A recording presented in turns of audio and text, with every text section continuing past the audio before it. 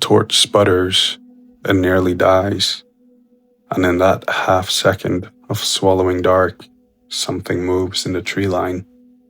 Alexandros Drakides throws his fist up, the closed fist, the command for silence, and 10 men freeze on the goat path like figures painted on a funeral vase. The air is wrong. It has been wrong since they crossed the river at the base of the foothills, since the water ran shallow and warm and tasting of copper.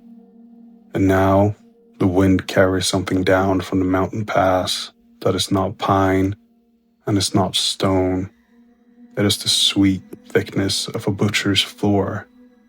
It is the smell of a body opened and left. Nicolas Theron steps up beside him, his aspis shield catching the low torchlight, and he says nothing.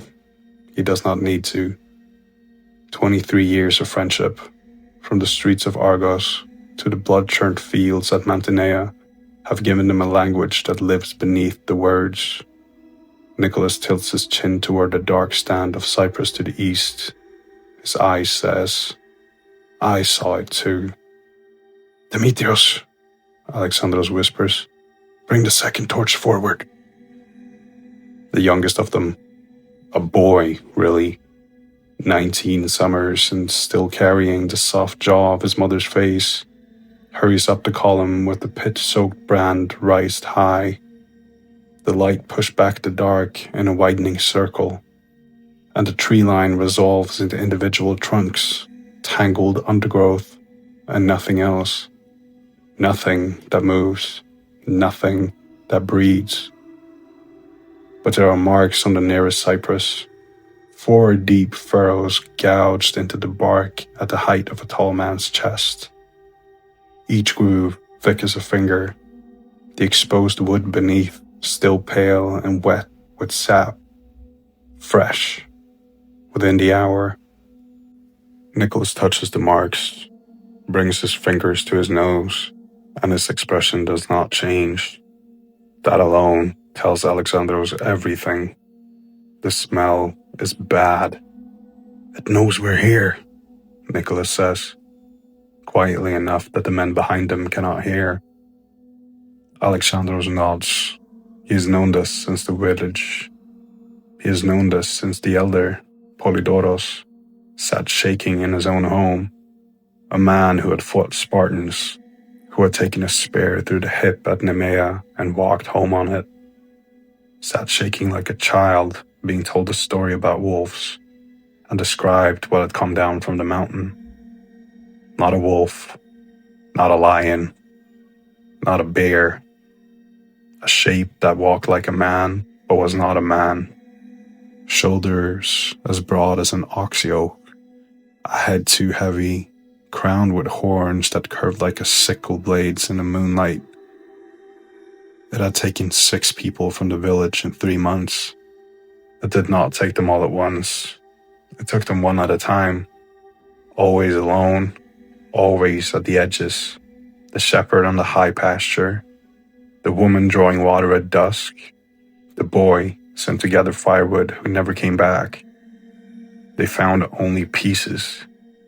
A hand, a length of intestine draped across a stone wall like a garland. A skull with the face peeled away, set carefully on a fence post overlooking the road into the village. The empty sockets turned toward the houses as if watching. The last detail is what keeps returning to Alexandros as he leads his men up the mountain path. Not the violence. He has seen violence, has committed violence, has put Sigfus through a man's throat and felt the cartilage pop and give. But the deliberateness, the positioning, the skull had been placed, the intestine had been arranged. Whatever lives in this mountain does not merely kill. It communicates. It makes art of its cruelty. And the message is clear to anyone with the wit to read it. This place is mine. They are 2 days' march from Argos. The strategos had given him 12 men, two had deserted before they left the coastal road, slipping away in the night without their armor. And Alexandros does not blame them. The stories had spread through the barracks like plague. Soldiers who will charge a phalanx without flinching will not walk toward the thing the gods have made to be feared. So now there are 10. Alexandros and Nicholas at the front, then Dimitrios with the torch, the boy who volunteered because he does not yet understand what bravery costs. Behind him, Phaedros, who is older and quieter and carries his copious sword the way a craftsman carries a favorite tool, without ceremony, with absolute familiarity. The twins Leon and Lycon, from the hill country north of Tiryns, who fought in unison as if sharing a single mind. Hector, the tallest of them, whose grandfather had been an Olympic wrestler and whose hands can close around a man's skull like a potter gripping clay.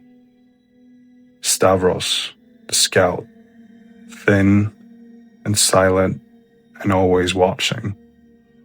Mikos, who prays constantly, a small wooden finger of Athena clutched in his fist at all times. And Thanos, the oldest among them, 42 years, and every one of them carved into his face. A veteran of more campaigns than Alexandros has lived through summers. 10 men, carrying bronze and iron up a mountain towards something that has been killing since before any of them were born. The path narrows. The torches throw their shadows tall and grotesque against the rock walls on either side. And the shadows move wrong. Always a half beat behind, as though reluctant to follow their owners into the dark ahead. The cypress gives way to bare stone and scraggly juniper, and the air grows colder with every step, and the smell grows worse. "Commander!" Stavros appears at his elbow like a ghost. The scout moves without a sound. It is unnerving even to the men who know him. There is a cave system ahead, 3 openings in the cliff face. I found bones at the mouth of the largest. Human? Some. Mixed with animal. Goat. Cattle. Cracked open for the marrow. Nicholas exchanges a look with Alexandros. The look says, "It feeds here. It lives here. We're walking into its home." "How far?" Alexandros asks.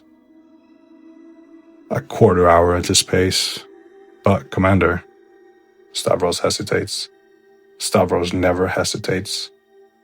The bones are sorted, skulls in one pile, lung bones in another, ribs stacked, like a larder, like a man organizing his stores.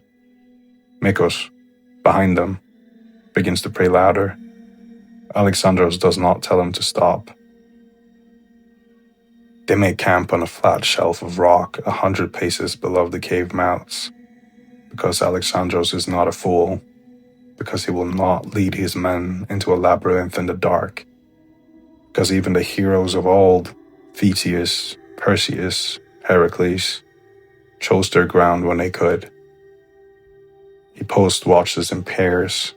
Leon and Lycon take the first shift, their shields overlapping, their spears angled toward the darkness above.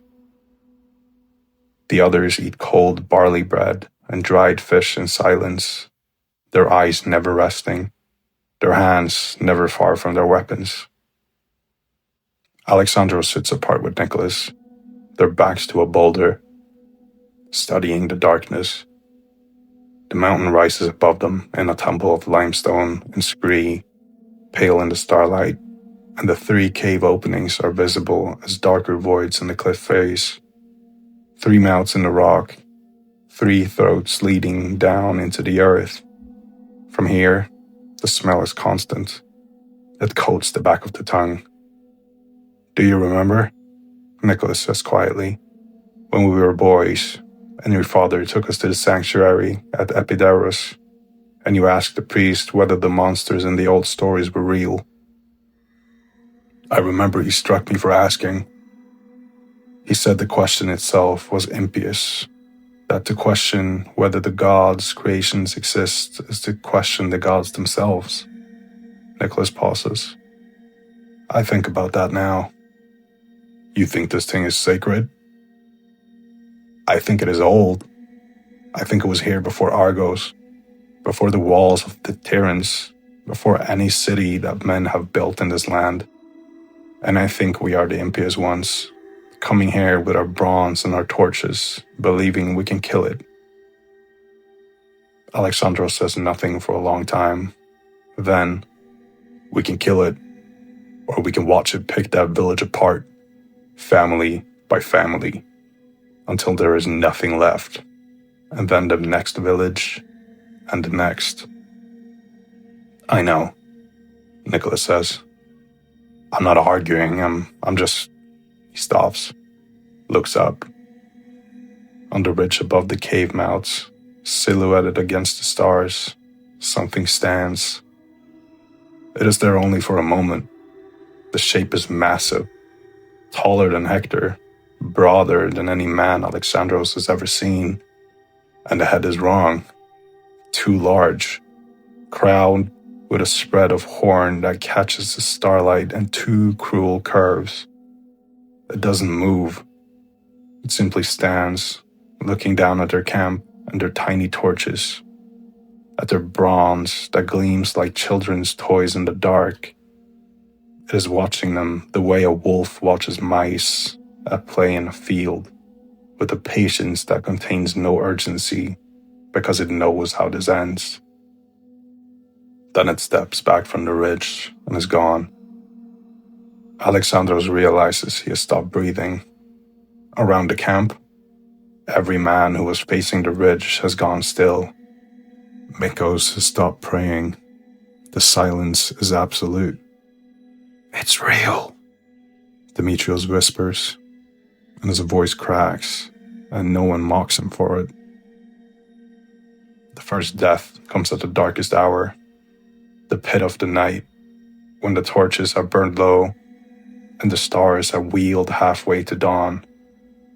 Stavros is on watch with Mikos at the northern edge of camp, facing the tree line below. The cave mouths are behind them and above, watched by a second pair. They're watching the wrong direction. The sound is small, a scrape of stone, a shift of gravel, something that might be a goat picking its way across the scree in the dark. Stavros turns his head toward the sound, and that turn saves his life and causes Mikos hiss, because the thing that comes out of the dark does not come from the tree line or from the caves. It comes from below, from the cliff face beneath the ledge they're camped on, hauling itself up over the lip of a rock with a silence that should be impossible for something its size. One arm hooks over the edge. The forearm is thick as a man's thigh, corded with muscle that moves beneath the skin, the color of old leather. And the hand that grips the stone is not a hand. It is a grotesque fusion of human fingers and something bovine. The knuckles too large. The nails split into dark, hoof-like points. The second arm follows, and then the head rises above the ledge, and Stavros sees it clearly in the guttering torchlight and does not scream, because Stavros is a scout, and scouts are taught to be silent. But his bladder releases, and the warmth runs down his leg, and he does not notice. The head is a bull's head on a man's neck, but the proportions are subtly wrong, stretched and distorted as if someone who had only heard a bull described had tried to sculpt one from memory. The muzzle is too long. The eyes are set too far forward, too close together, and they're not the dull brown eyes of a cattle, but something pale and filmed and ancient, like quartz held up to firelight. The horns sweep outward and then curve in, each one longer than a man's arm, yellowed with age, their tips dark with something that is not dirt. It pulls itself onto the ledge in a single fluid motion, and it's enormous, 7 feet, 8 feet, it's hard to tell in the dark, and the terror, and it stands upright on legs that bend wrong, the knees reversed, the thighs bulging with a power that seems obscene in its excess. It wears nothing. Its body is a map of scars, dozens of them, layered across its torso and arms in patterns that speak of centuries of violence. Blade marks, spear points, the puckered circles of old arrow wounds, all healed over, all survived. Mikos doesn't even see it. He's facing the tree line, clutching his wooden Athena, whispering a prayer to a goddess who is not listening.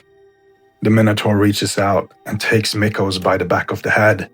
The hand engulfs his skull completely, crown to jaw, temple to temple, his entire head disappearing inside that awful grip. And the Minotaur lifts him off his feet as easily as a man lifts a doll. Mikos makes a sound. It's not a scream, it's a high, thin whine, the sound of a dog that has been stepped on. And then the Minotaur squeezes, and the sound becomes wet. And Alexandros, who is already rising from sleep with his hand on the Siphos, hears the crack from 20 paces away. It's not a single crack, it's a series of them, rapid and overlapping, the temporal bone first, then the parietal plates buckling inward, then the facial bones collapsing, and then a final, softer sound, like a melon dropped from a wall. And Mikos' body jerks once, violently, his legs kicking in a terrible parody of running, and then goes limp. The Minotaur releases him. What falls to the ground no longer has a recognizable face. The skull has been compressed to half its width, the features pushed together and inward, the eyes forced from their sockets by the pressure, hanging on their stalks against what remains of the cheeks. Stavros screams. He screams and he throws his javelin from 8 paces, and the bronze point strikes the Minotaur in the ribs and sinks 3 inches into the muscle between the bones. And the creature turns to look at him. It looks at the javelin protruding from its body the way a man looks at a splinter. Then it reaches down, grabs the shaft, and pulls it free with a sound like a boot being drawn from mud. And the dark blood wells from the wound, but doesn't flow. It doesn't pour. It seeps, as if the blood itself is thick and ancient and reluctant to leave the body that holds it. By now, the camp is awake. Men are shouting, torches flare. Alexandros charges forward with Nicholas at his shoulder, and the twins are flanking left, and Hector is coming up from the right, with his massive frame low and his shield forward. And they're soldiers. They're trained. They close in, a semicircle on the thing that has killed their companion, and for one breath, Alexandros believe they can do this. The Minotaur drops the javelin. It looks at them. All of them. Each one turning its great scarred head in a slow arc, and Alexandros would swear later, in the privacy of his own mind, that it's counting them, assessing them, deciding. Then it drops to all fours, and it is over the edge of the cliff and gone, moving down the vertical rock face with a speed and surety that nothing that size should possess.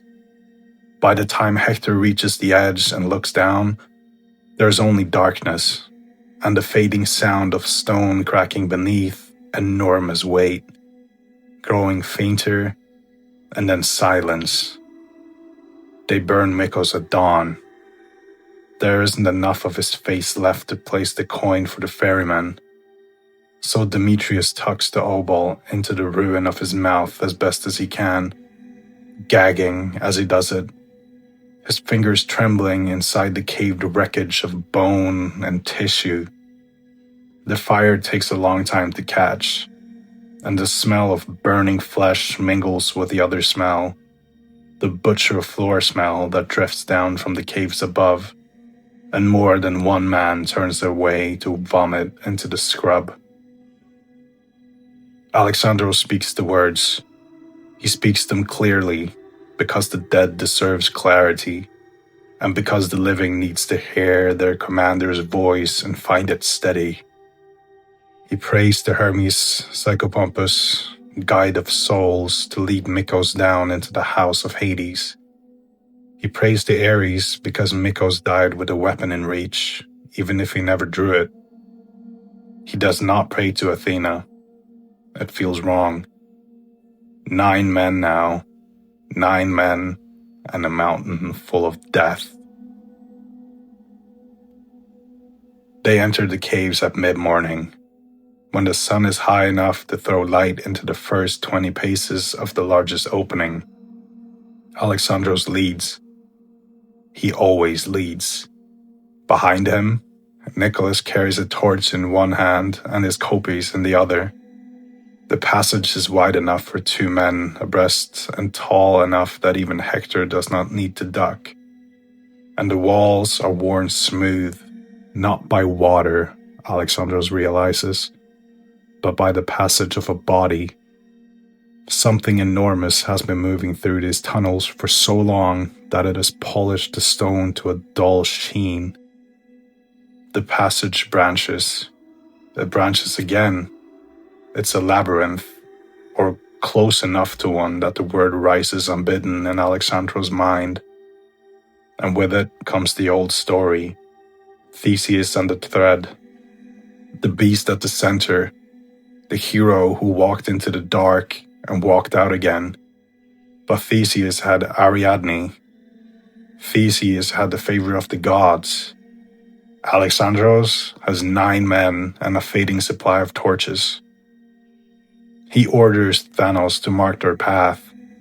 The old soldier scores the rock wall at every turning with the tip of his kopis. A simple arrow pointing back toward daylight. It's a soldier's solution, pragmatic and without poetry, and Alexandros is grateful for it. They have been underground for perhaps an hour when the passage opens into a chamber, and the torchlight finds what is inside. And Phaedros, the steady, unshakable Phaedros, who carries his blade like a craftsman and has never once shown fear in Alexandros' presence, makes a sound in the back of his throat and takes a step backward. The chamber is vast. The ceiling rises beyond the reach of firelight, and the floor is covered in bones. Not scattered, not piled, arranged. Skulls line the walls in rows, dozens of them, hundreds, human and animal interleaved. A ram's skull beside a man's, a goat beside a child's, a horse beside something too large and too elongated to identify. The long bones have been stacked in the center of the chamber like cordwood. Femurs and tibias and the great curved ribs of cattle organized by size and type, with a precision that speaks not of an animal instinct, but of a mind, an intellect, a patient, terrible intelligence that has been collecting and sorting the dead for longer than any city in Greece has stood. Gods, Hector breathes. Nicholas kneels beside the nearest row of skulls and examines them. Some are ancient, brown and brittle. The bone surface is flaking with age. Others are fresh, the marrow channels still dark with dried blood. He picks up a human skull, turns it, and shows Alexandros the back. There are tooth marks in the occipital bone, broad, flat molars that have scraped away the surface of the skull in methodical strokes, as if something had been licking the bone clean the way a dog works a knuckle. "It eats here," Nicholas says. This is where it brings them. Alexandros nods. He is thinking about the passage branches, about the 3 cave mouths, about the way the Minotaur came from below the ledge rather than from above. It knows these tunnels the way a man knows his own house. Every turn, every branch, every shadow. They are inside its world now, and the rules here are not their rules. We go deeper, he says. Phaedros looks at him. Commander, with respect, this is a killing ground. If it comes at us in these tunnels, we cannot form ranks, we cannot maneuver. We are food walking into a mouth.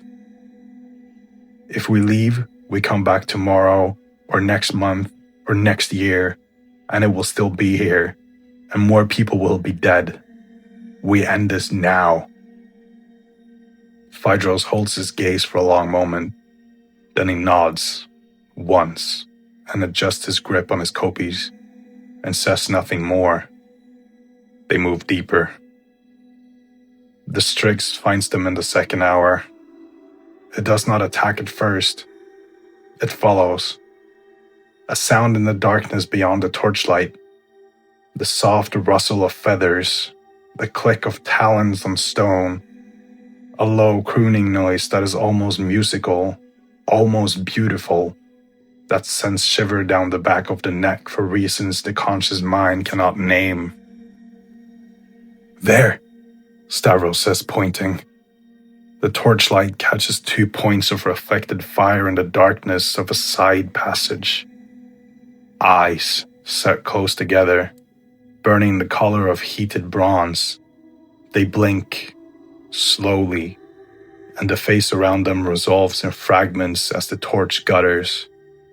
A woman's features, or something wearing a woman's features, skin too pale, the mouth too wide, the beauty of the face a horrid in itself because it does not belong in this place of bone and dark.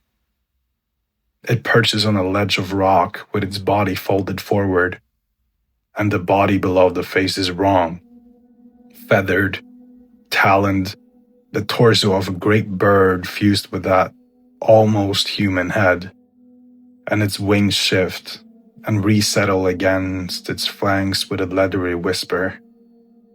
It has been drinking from a skull held in one taloned foot. The skull is fresh, the blood is still wet. It's Strix, Thanos says, and his voice has a quality Alexandros has never heard in it before. Not fear exactly, but recognition. The old soldier knows the stories, the Strix, the screech owl of Hades, the thing that feeds on human blood, that drinks from the living and the newly dead, that haunts the places where death has soaked into the stone. Don't look at its face, Thanos says. Don't listen to its voice. Move past it. It feeds on the dead. It won't attack unless...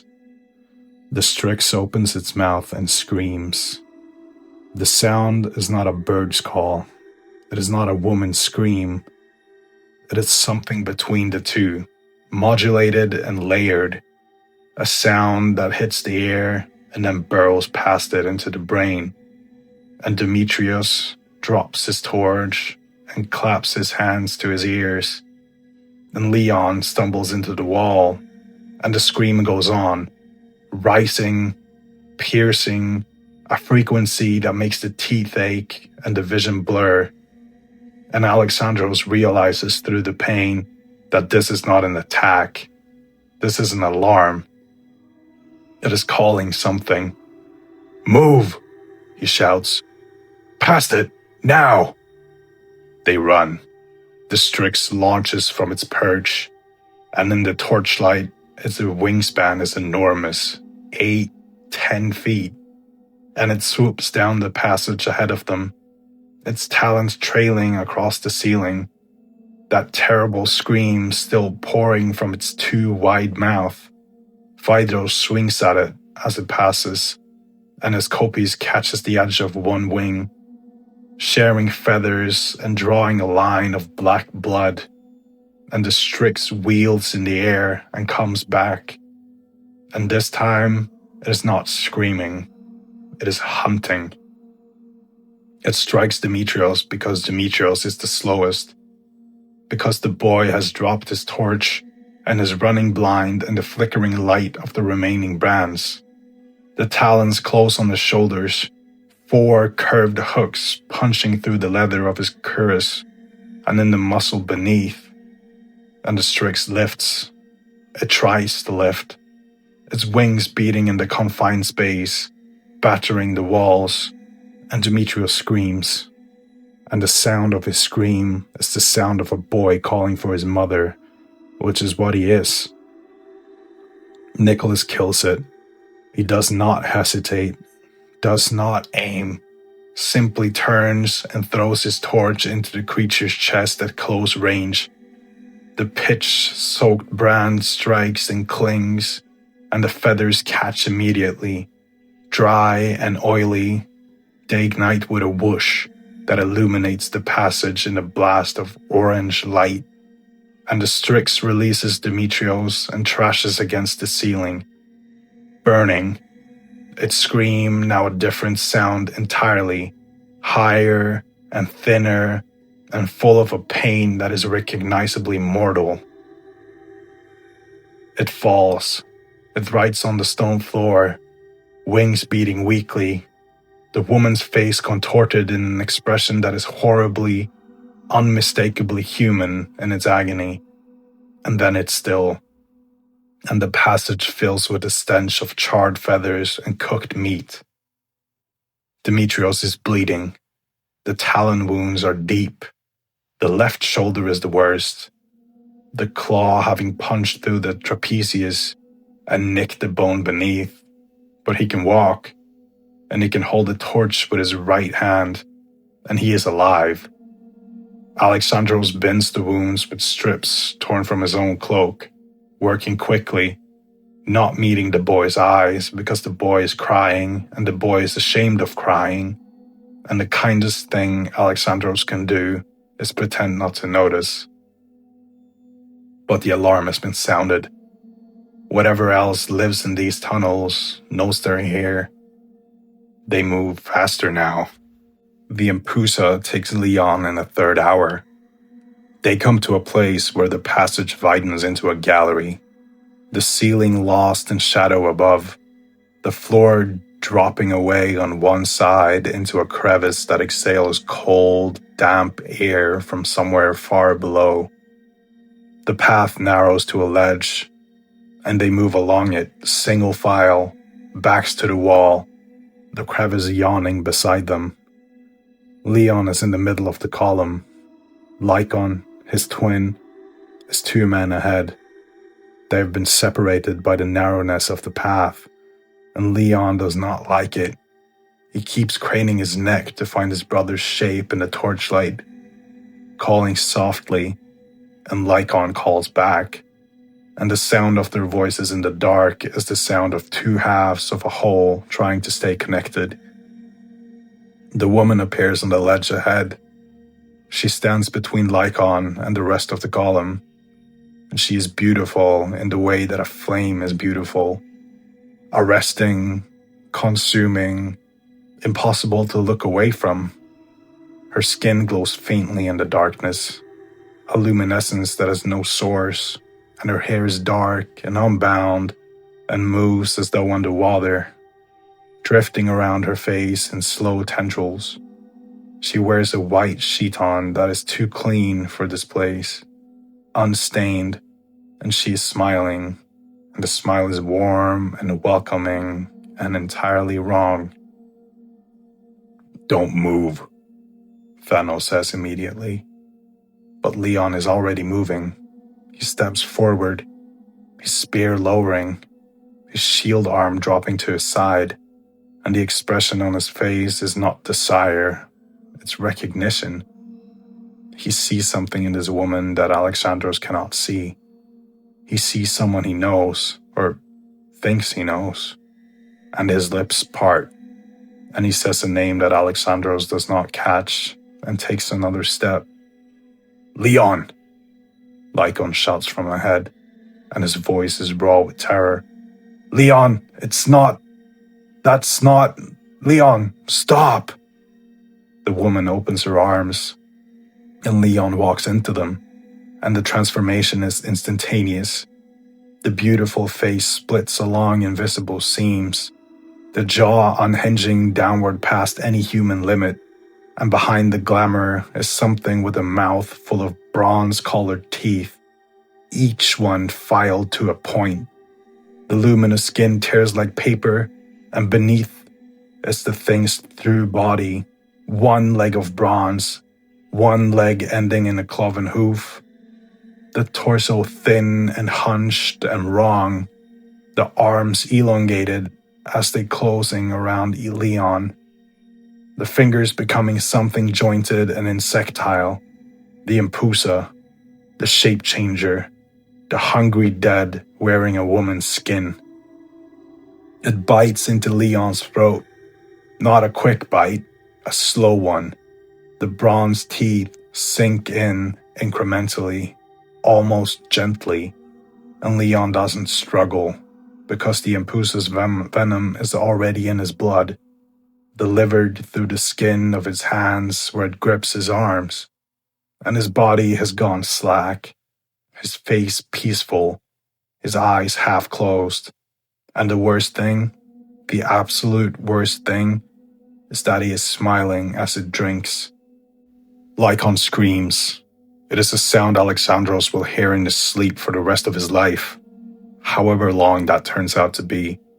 The twin throws himself back along the ledge, shoving past Phaedros and Hector, clawing his way toward his brother, and the Impusa looks up from Leon's throat with its mouth red and its stolen face ruined and grinning, and it steps backward off the ledge. It takes Leon with it, over the edge, into the crevice, still holding him, still feeding. Lycon reaches the spot where his brother stood and looks down into the dark, and there's nothing. No sound, no impact, just the crevice breathing its cold breath up at him. And Lycon screams again, and this time the scream does not stop. It goes on, echoing in the gallery, bouncing off stone, multiplying. And Nicholas has to physically restrain him, arms locked around the man's chest, pulling him back from the edge while Lycon trashes and howls and tries to throw himself after his brother into the nothing below. It takes a long time for Lycon to stop screaming. When he does, the silence he leaves behind is worse. 7 men now. The torches are burning low. They find the Minotaur's lair an hour later, or it finds them. The distinction in Alexandros' suspects does not matter. The passage slopes downward and widens, and the air grows warmer and thicker, and the smell becomes a physical presence, a weight on the chest, and then the tunnel opens into a space so large that the torchlight cannot find its walls. The floor is soft.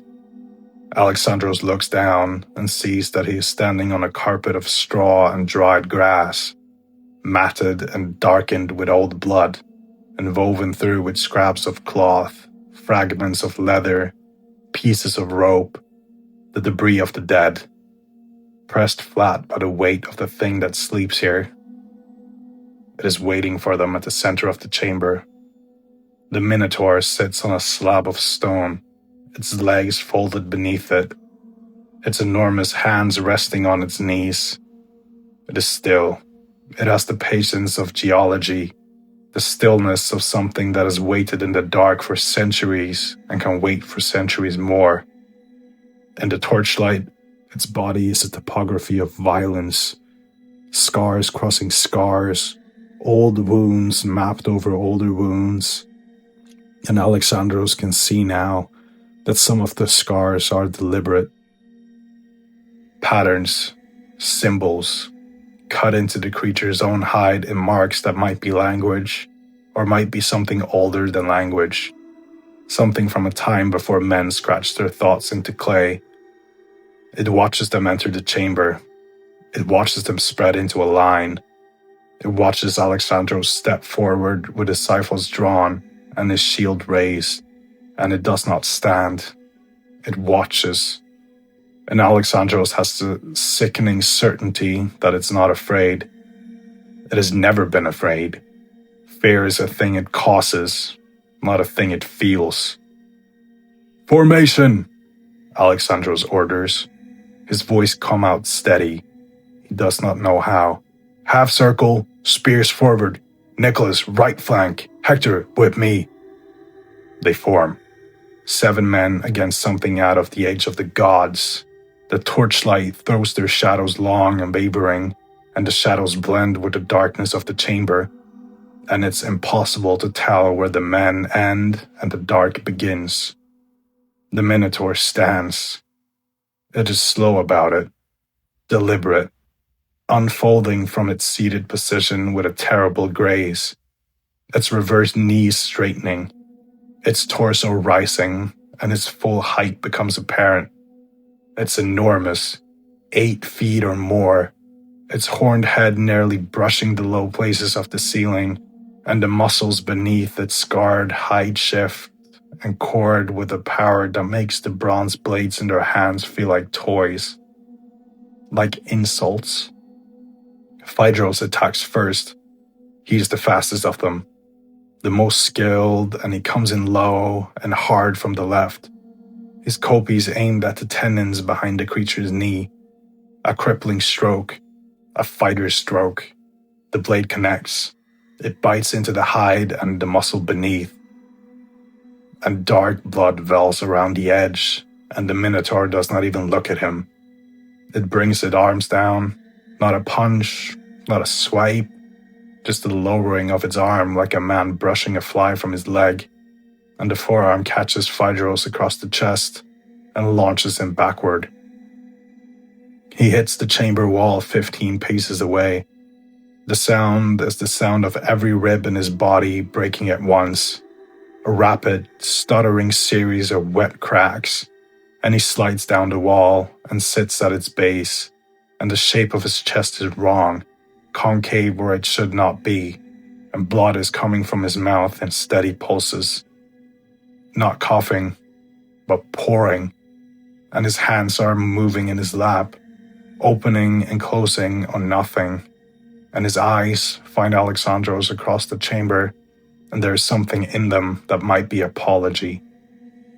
Phaedros dies sitting against the wall, and his hands stop moving, and his kopis lies 5 paces away on the stone floor where it fell, and the blade is still wet with the Minotaur's blood, and the Minotaur does not appear to notice. 6. They come at it together, all of them. Alexandros drives his siphos toward his abdomen while Hector swings at his head with a 2-handed overhead strike, and Nicholas is on the right going for the hamstring. And the twins? No, just Lycon now, just one twin. Alone for the first time in his life, drives his spear at his chest with a scream that is not a battle cry, but a death wish. The Minotaur moves through them like wind through wheat. It catches Hector's blade on one horn, the bronze scraping along the curve of yellowed bone in a shower of sparks, and its free hand closes on the shaft of Lycon's spear and snaps it like kindling. And then it has Lycon by the arm, and it twists. The arm comes free from off the shoulder with a sound like a drumstick being torn from a roast bird. A wet, sucking pop, followed by the patter of blood on stone. Lycon stares at the place where his arm was. The stump jets arterial blood in rhythmic arcs that paint the Minotaur's chest, and the creature holds the severed arm for a moment, regarding it, and then drops it. Lycon sits down. He does not fall. He sits, carefully, as if choosing a spot, and he holds the stump of his shoulder with his remaining hand and looks up at the ceiling. and his lips move, and Alexandros thinks he's saying his brother's name. Alexandros buries his Siphos to the hilt in the Minotaur's side. He drives it in with both hands, with the full force of his body behind it, and he feels the blade punch through hide and muscle and scrape along a rib, and the Minotaur's blood washes hot over his hands, and the creature turns its head and looks at him from a distance of inches, and its pale quartz eyes hold something that might be surprise, or might be respect, or might be nothing at all. It backhands him across the face. The impact lifts him off his feet and sends him tumbling across the straw-covered floor, and his vision goes white, and he tastes blood. And when his sight clears, he's 10 paces away, and his Siphos is still in the Minotaur's body, buried between its ribs, and the creature reaches down and pulls it free the same way it pulled out the javelin, slowly, almost thoughtfully examining the blade before tossing it aside. Nicholas has opened a gash along his thigh. Hector has cut it across the back. It bleeds from 6 wounds now, that thick, dark blood seeping rather than flowing, and it should be weakening, but it's not. It is faster. The pain has sharpened it. Its movements are no longer deliberate. They're savage, explosive, and when it charges at Hector, the distance between them disappears in a single stride, and its horns takes the big man through the abdomen. The left horn enters above the hip and exits through the lower back. The right horn misses, scraping along Hector's shield with a metallic shriek, but the left is enough. The Minotaur lifts his head, and Hector rises with it, impaled, his feet leaving the ground, and for a terrible moment, he hangs there on the horn like a trophy, his hands gripping the base where it meets the skull, his legs kicking, his mouth open in a silent scream, and then the Minotaur shakes his head, a sharp, lateral motion, the way a bull shakes, and Hector tears free. And what comes with him is a loop of intestine, grey, pink, and glistening, unspooling from the wound in his side in a long, wet rope. Hector lands in a heap. He tries to stand. He makes it to one knee, and his hands are pushing his bowels back into his body. An automatic gesture, a futile one, and the blood is everywhere, pooling beneath him, soaking into the straw, running in dark rivulets across the chamber floor. He looks at Alexandros, and his mouth moves. "Run," Hector says. Alexandros does not run. "Back," he orders. "Fall back! Everyone back!" Nicholas grabs Alexandros by the arm and hauls him toward the passage. Thanos is already moving, his old soldier's instinct overriding his courage, and Stavros is ahead of them in the dark, and Demetrius wounded, bleeding, the torch in his right hand painting the walls with swinging light, runs. Behind them, the Minotaur does not follow. It doesn't need to. They're in its home. Every passage leads back to it. They run until they cannot run, and then they walk, and then they stop, in a narrow place where 2 tunnels meet. They stop, and they breathe, and they count themselves. 6. Alexandros, Nicholas, Thanos, Stavros, Demetrios, Lycon. Lycon has stopped bleeding. Thanos has bound the stump of his arm with strips of leather clenched tight, but his face is the color of chalk, and his eyes have a glassy, faraway quality that Alexandros has seen before in men who are not long for the world. 1 torch left. Demetrios holds it. The flame is small and orange and eats the pitch with visible hunger. "We need to get above ground," Nicholas says. "The marks?" Alexandros says. "Thanos, your marks on the walls. Can you find them?" Thanos nods. He moves to the nearest wall, runs his finger across the stone, finds a scored arrow and points. "This way." They move. The passage branches, and Thanos finds his marks, and they follow them. And the air grows cooler, and the smell fades, and Alexandros dares to think that they might reach daylight. The Keras find them at the last branch before the surface. They come from everywhere. The ceiling, the walls, the dark mouths of side passages, a swarm of shapes that move like oil and water. Fluid and jointless and utterly silent, and the torchlight, their shadows given substance. Dark forms with the suggestion of wings, of clawed hands, of mouths that yawn too wide.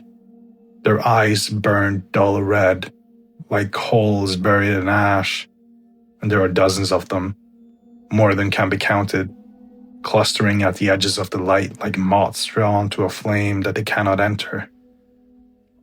"Death spirits," Thanos says, and his voice is very calm, because Thanos has been a soldier for 30 years, and he knows when a thing cannot be fought. They follow the scent of the dying. The Keras do not attack the living, not directly. They press inward from the darkness, tightening the space around the men like a fist closing, and they keen, a sound just below hearing, felt in the teeth, in the bones, a vibration that carries with it a cold so profound it bypasses the skin and settles directly into the marrow. Demetrius' torch gutters in their presence, the flame shrinking, the light pulling inward. They want Lycon. They can smell the death on him, the severed arm, the blood loss, the slow shutdown of a body that has lost too much and cannot recover. They cluster around him, the dark shapes pressing close, and Lycon does not seem to notice. He walks with his head down, his remaining hand clutching the stump, and the Keras brush against him like cats, winding between a man's legs, and where they touch him, his skin goes white, the blood beneath retreating, the life pulling back. Stavros tries to push one away. His hand passes through it and comes out the other side trailing frost.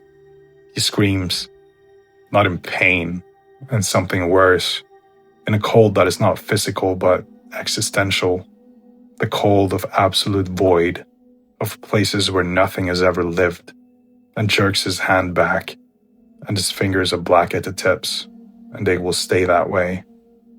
"Don't touch them," Thanos says. "Stay in the light. Keep moving." They move. The Keras follow. They are patient the way the Minotaur is patient, the way everything on this mountain is patient. They do not need to hurry, because they know how this ends, because they are the ending, the dark that waits after every heartbeat, and they will be there when the torch fails and the blood stops, and the last breath leaves the last body. Lycon falls. He falls slowly, his knees folding, his body listing sideways, and by the time Nicholas catches him, the Keras are already on him, covering him in a layer of shadow that drinks the torchlight and gives nothing back. Lycon does not scream. He does not move. He simply stops. A cessation so absolute that Alexandros can see the exact moment the life leaves him, like watching a candle pinched between two fingers. The Keras remain on the body for a moment, feeding on whatever it is they feed on. The soul, the life force, the last warmth of a man who had a brother. And then they peel away and drift back into the darkness. And what they leave behind is Lycon's body, unchanged, unmarked, but utterly empty. The face still, the eyes open and seeing nothing. And Alexandros knows without checking that the body is already cold. 5, but not for long. Daylight. The cave mouth opens like a wound in the mountainside, and the sunlight pours in, and the Keras scatter like ink dropped in water, recoiling from the light, dissolving into the shadows of the passage behind them. The 5 remaining men stumble out into the afternoon, and the air is clean, and the sky is blue, and the mountain stands above them in the sun like something innocent, like stone and earth and nothing more. They collapse on the ledge outside. Alexandros' face is swollen where the Minotaur struck him. The left eye is closing, the cheekbone possibly cracked, and his hands are shaking, and his Siphos is still inside the mountain, buried in a pile of bloody straw where the creature tossed it. He has Phaedros' coppice, retrieved by Thanos during the retreat. It is not his weapon. It does not feel right in his hand. Demetrios sits with his back to a rock and looks at the sky and weeps. He weeps openly and without shame, the tears cutting tracks through the grime and blood on his face, and no one tells him to stop, because there is no one left who has the right. They have all earned their tears today. We descend, Alexandros says. We get off this mountain, we return to Argos, and we tell the strategos that this thing cannot be killed by 10 men, that it will take 100, 200, that it must be starved out, sealed in, buried under a mountain of stone. Nicholas nods. Thanos nods. They descend. The path is the same one they climbed that morning. Was it only this morning? And the foothills spread below them in a golden haze of late afternoon light, and the village is visible in the distance, a cluster of white walls and terracotta roofs, and it looks peaceful, and the peace is a lie. Thanos hears it first. The old soldier stops on the path and holds up his fist, and everyone freezes. And then Alexandros hears it too. The scrape of something moving across stone, above them, parallel to the path, on the ridge, silhouetted against the sky, moving through the scrub with a speed that is impossible for something its size. The Minotaur. It has left the caves. It is above them, between them and the summit, pacing them, matching their descent step for step. It is in the open now, in daylight, and the sun does nothing to diminish it. If anything, the light makes it worse, makes it real, strips away the mercy of shadow and shows every scar, every wound, the crusted blood around the injuries they dealt it, the thick, dark fluid still seeping from the hole where Alexandros buried his sword. It is hurt, it is bleeding, and it does not care. It's hurting us, Stavros says, and his voice is thin and arid, driving us downhill towards something. Alexandros knows he's right. The creature has been ahead of them at every turn. The Strix is an alarm, the Impusa at the ledge, the Charis at the final passage. It has been managing them the way a shepherd manages a flock, directing them, shaping their movement, picking them off one by one, not out of hunger, but out of strategy. It is eliminating them at a pace it has chosen, in a sequence it has determined, and they have been following its plan since the moment they set foot on the mountain. He makes a decision. Stavros, Demetrios, Thanos, you three continue down, get to the village, get to the horses, ride to Argos. Commander, that is an order. Alexandros' voice is iron. Nicholas and I will lead it away. We will take the eastern path, draw it toward the gorge. If we can get it onto the narrow ground, maybe we can. You can't, Thanos says. Not arguing, stating. The old soldier looks at him, and there is something in his eyes that is not insubordination, but sorrow. You saw what it did to Hector, to Phaedros. You can't fight it on any ground. Then we delay it. We give you time. Thanos holds his gaze for a long moment, then he nods. He reaches out and grips Alexandros' forearm. The warrior's grip, hand to elbow, and holds it.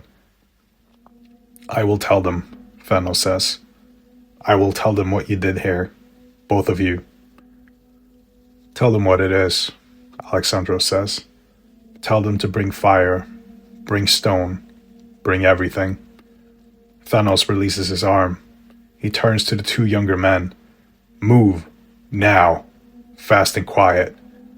They go, Stavros and Demetrios and Thanos descending the mountain path at a near run, and Alexandros watches them go, and he thinks, 3 of my men will live. It's not enough, it's not close to enough, but it is something. He turns to Nicholas. The eastern path, Nicholas says. The gorge. The gorge. They go east. The eastern path is older than the western, older than the village, old enough that the stones underfoot are worn concave by centuries of passage. It winds along the mountain's flank through stands of ancient pine, and the light filters through the branches in shifting columns. And in other circumstances, it would be beautiful. In other circumstances, Alexandros would stop and breathe the pine-scented air and think about how fortunate he is to live in a world of such savage, careless beauty. The Minotaur follows. It does not try to hide. It moves through the trees above them, crashing through undergrowth, snapping branches, its bulk a dark shape between the trunks. It is letting them see it. It wants them to know it is there. It wants them to run, and it wants to watch them run. And Alexandros understands with a clarity that borders on madness that the creature is enjoying this. It has been alone on this mountain for so long, and now it has something to play with. And the game is not over until it decides it is over.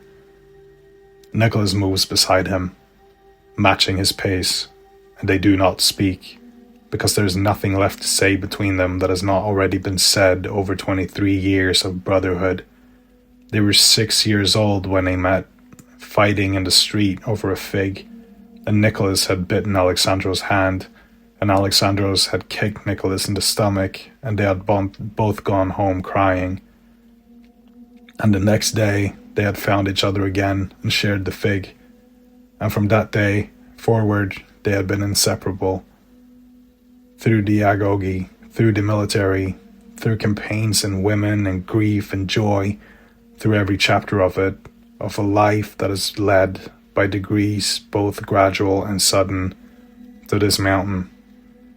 The gorge appears ahead, a split in the rock where a river once flowed, the walls rising 20 feet on either side, the floor narrow and cluttered with boulders, narrow ground, a place where the Minotaur's size becomes a disadvantage, where 2 men with blades can face it from the front without worrying about being flanked. It is not a good plan. It's the only plan. They enter the gorge. The walls close around them, and the sky narrows to a strip of blue above, and the light dims, and the sounds of the mountain, birds, wind, the creak of pines fall away, replaced by the hollow echo of their footsteps on stone. The Minotaur enters behind them. The sound of it fills the gorge, hooves on rock, the scrape of its shoulders against the walls, the low, rhythmic exhalation that might be breathing or might be something closer to a growl, a sound that comes from the bottom of its chest and resonates in the stone around them. Alexandros turns. Nicholas turns with him. They stand side by side in the gorge, shields overlapping, blades drawn, and they face the thing that is going to kill them. It comes down the gorge slowly, in the narrow space.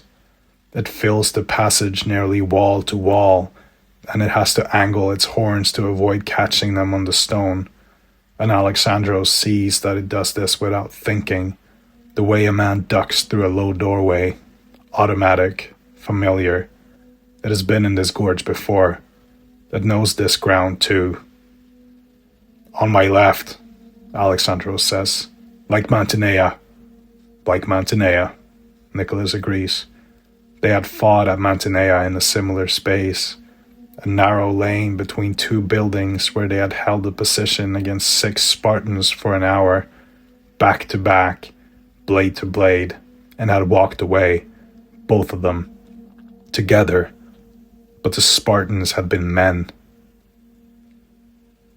The Minotaur charges, It comes in low, its horns forward, its body compressed into the space like a boulder rolling downhill, and the impact against their shields is staggering, a force that Alexandros feels in his shoulders, his spine, his heels digging into the gravel, his aspis cracks along a seam.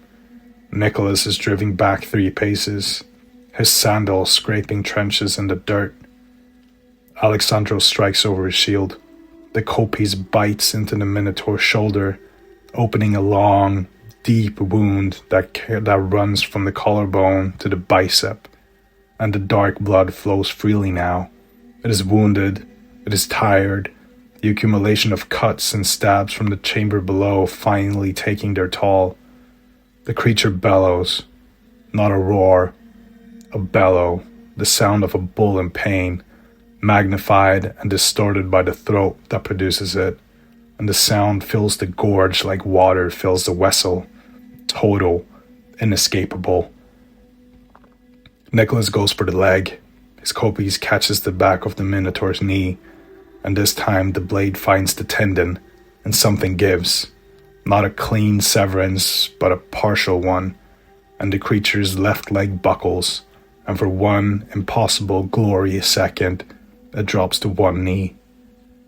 They're on it, both of them, blades rising and falling, hacking at the creature's hide with every ounce of strength their bodies can summon. Alexandros' kopis opens a gash across his chest. Nicholas cuts deep into its side, his blade scraping along the ribcage. Blood pours from the creature in sheets now, thick and dark and steaming in the cool air of the gorge, and the straw and charnel smell of it fills the world. The Minotaur catches Nicholas. It happens in the space between heartbeats. One moment, Nicholas is swinging his blade, his face set in a mask of focused fury, his teeth bared, his eyes alive with the terrible clarity of combat. And the next moment, the Minotaur's hand is around his throat, the massive fingers closing on his windpipe, and Nicholas is lifted off the ground. Alexandros swings his kopis at the creature's arm. The blade sinks into the forearm, and the Minotaur's grip loosens, and Nicholas drops, gasping.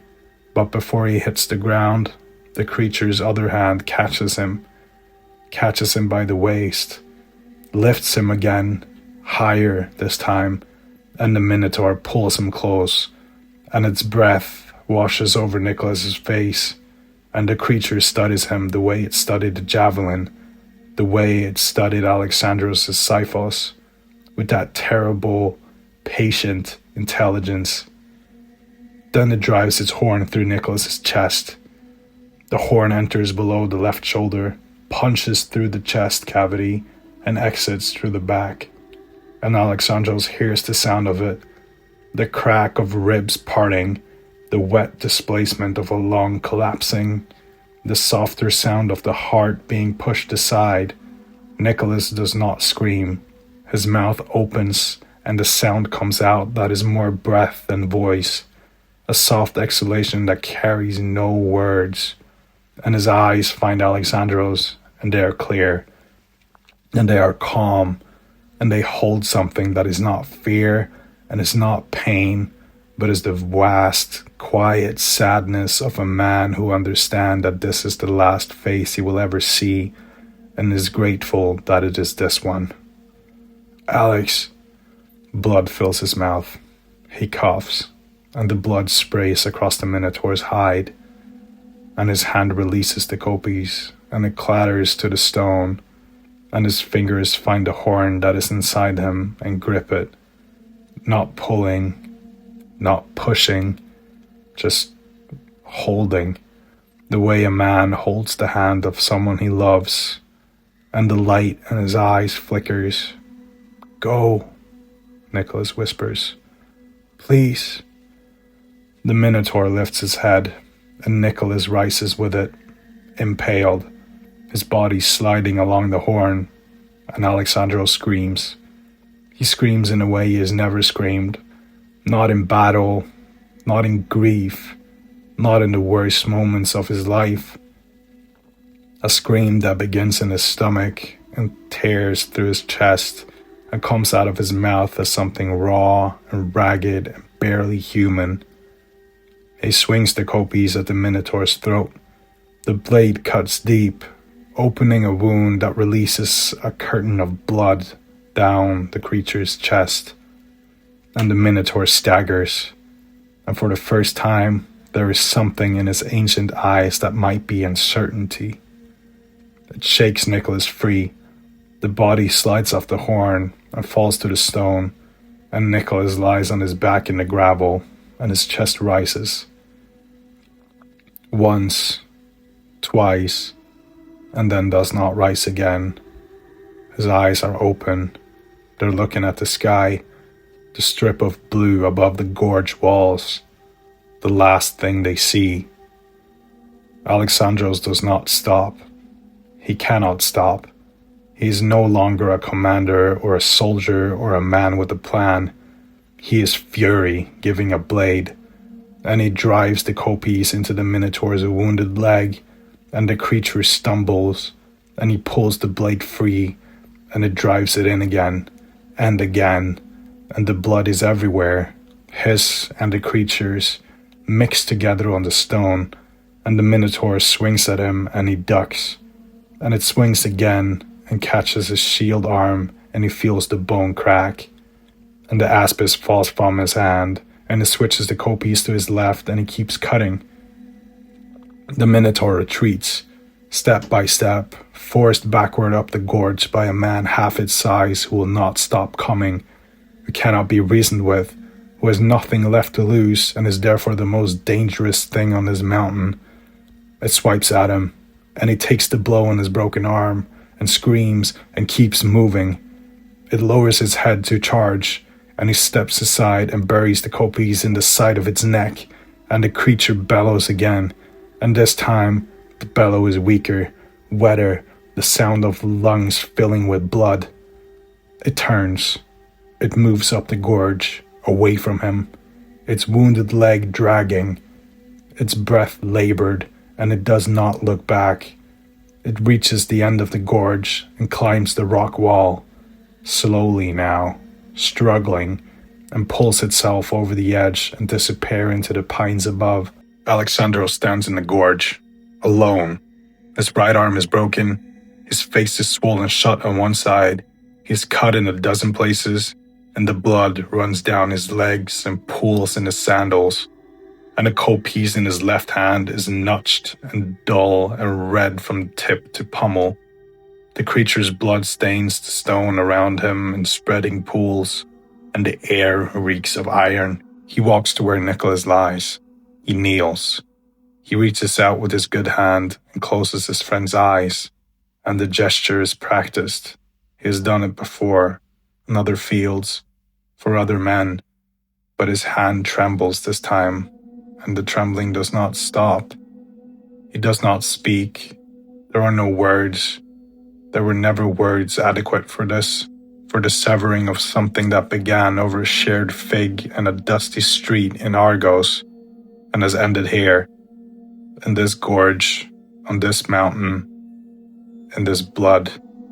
He lifts Nicholas's hand and holds it for a moment, and then he lets it go, and the hand falls back to the stone, and the sound it makes is very small. Alexandros stands. He picks up his kopis. He looks up the gorge, toward the ridge where the Minotaur disappeared. He can see its blood on the rock wall. Handprints, smears, the track of a body being dragged upward, a trail. He begins to walk. The gorge wall is narrow around him, and the light of late afternoon pours in from above, golden and indifferent, and his shadow stretches out ahead of him on the stone, long and thin and wavering. Somewhere above, in the pines, something is breathing, ragged, labored, the wet gurgle of punctured lungs struggling to draw air. It is close. It is wounded. It may be dying. But it is not dead. Alexandros climbs.